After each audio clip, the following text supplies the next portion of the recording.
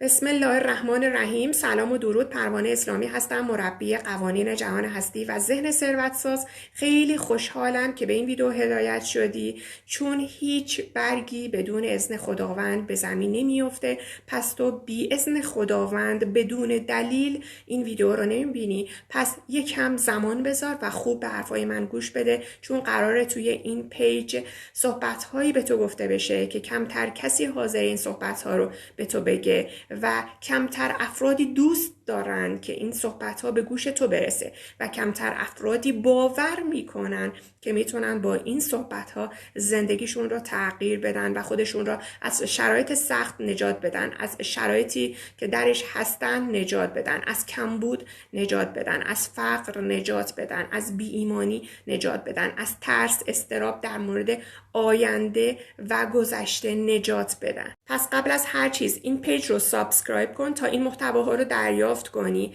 و بعد تا آخر ویدیو با من همراه باش که بتونیم قدم به قدم پیش بریم برای ساختن یک زندگی بسیار عالی و ایدئال و در واقع زندگیت و شرایطت اونجوری بشه که توی رویاهات بوده و هیچ وقت فکر نمی کردی که میتونی به اون رویاها دست پیدا کنی. قوانین جهان هستی قوانین ثابت شده‌ای هست در معنویت، در علم متافیزیک که با استفاده از اونها میشه زندگی رو کامل تغییر داد و شرایط رو اونجوری خلق کرد که هر کسی دوست داره. اگر تو توی هر شرایطی هستی، توی شهر هستی، توی روستا هستی، توی هر خانواده هستی، توی هر موقعیتی هستی، با هر کسی که داری زندگی میکنی، کافیه که از قوانین بلا تغییر خداوند استفاده کنی تا بتونی با استفاده از اون قوانین زندگیت رو اونجور که میخوای خلق کنی و نعمتهای خداوند رو روز به روز بیشتر و بیشتر جذب کنی. و اصلا مهم نیست که شرایط الان چقدر سیاه هست، اصلا مهم نیست که گذشته تو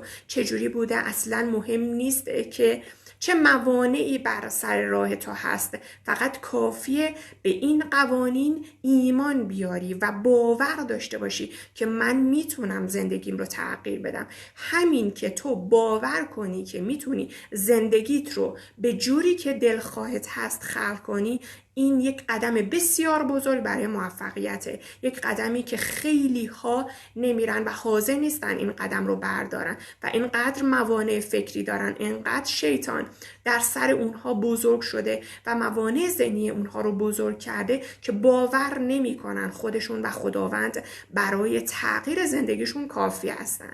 من چجوری میتونم باور کنم که میتونم زندگیم رو تغییر بدم در صورتی که میون باورهام اینه که من زندگیم همینه، تقدیرم همینه، سرنوشتم همینه و خداوند این سرنوشت رو برای من مقدر کرده و من باید به این زندگی راضی باشم. در صورتی که خداوند میخواد تو بهترین زندگی رو داشته باشی. خداوند بهتر از هر کس و بیشتر از هر کس دوست داره که تو به ثروت زیاد برسی و منشأ اثر انرژی مثبت و خیر و برکت باشی و روزی رسان هزاران انسان بشی. فقط باید تو باور کنی. چجوری من میتونم این باور رو داشته باشم؟ باید بری توی گوگل، توی اینستاگرام، توی یوتیوب سرچ کنی زندگی نامه افرادی که الانشون هیچ ربطی به گذشتهشون نداشته و قطعا آینده خلق میکنن که هیچ ربطی به الان نداره و روز به روز نعمتهای بیشتری رو توی زندگیشون جذب میکنن. و مدام به خودت یادآوری کنی که من اشرف مخلوقات هستم، من نماینده خداوند هستم، من جانشین خداوند روی زمین هستم و من قدرت خلق دارم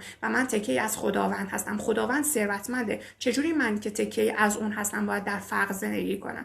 خداوند مهربانه، چجوری من در اوج حسادت و قضاوت و غیبت زندگی کنم به خاطر کمبودی که توی زندگیم هست؟ قدم مهم بعدی که باید تو برای پیشرفت توی زندگیت برداری حذف واژه چطوریه، که من چطوری میخوام به خواستم برسم. من شرایط الانم جوریه که هیچ درآمدی ندارم، هیچ سرمایه‌ای ندارم، هیچ کسی حمایت نمیکنه من رو، هیچ کس حامی من نیست، هیچ کس من رو تشویق نمیکنه، همه مانع هستن. در واقع وقتی که این سوال رو از خداوند میپرسی، خداوند میگه بنده من از من درخواست کن تلاشت رو کن، از من درخواست کن، ولی به من نپرس چطوری. خداوند از 1001 دست تو رو به اون خواسته میرسونه.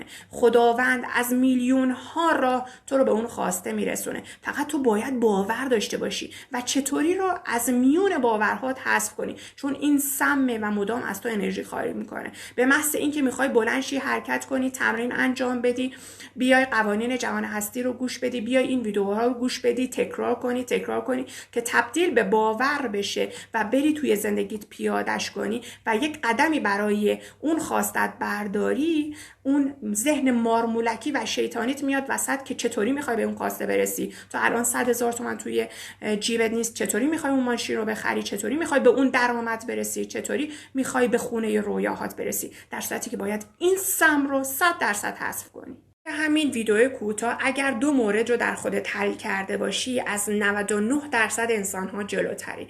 یک موضوع این که من باور کنم میتونم زندگیم رو تغییر بدم، چون عده زیادی از انسان‌ها باور به این دارن که تقدیرشون همینه، سرنوشتشون همینه و دیگه نمیتونن زندگیشون رو تغییر بدن و خداوند این سرنوشت رو براشون رقم زده و اونها فقط باید زندگی کنن و روزمرگی‌هاشون رو بگذرونن و هیچ راه چاره‌ای ندارن برای اینکه زندگیشون رو تغییر بدن. در صورتی که عده کمی هستن که این قوانین رو رعایت میکنن و باور میکنن که میتونن شرایط رو به نفع خودشون تغییر بدن. و موضوع دوم، اگر سم چطوری رو حذف کنی، قطعاً باز از 99% انسان‌های اطرافت جلوتری، چون تا عده‌ای میخوان بیان یک تلاشی برای زندگیشون کنن، میخوان برسن به یک رویایی، برن یک خونه ای رو بخرن، در تلاش باشن که به یک رقم درآمدی برسن، ذهنشون میاد وسط و میگن چطوری میخوای به اون خواسته برسی. و اگر تو این موضوع رو حذف کنی، از همه اونها جلوتری و قدم خیلی بزرگی برای رسیدن به رویاهات برداشتی. اگر تا الان پیج رو سابسکرایب نکردی، این کار رو انجام بده تا محتواهای بعدی رو که خیلی زود میام دریافت کنی.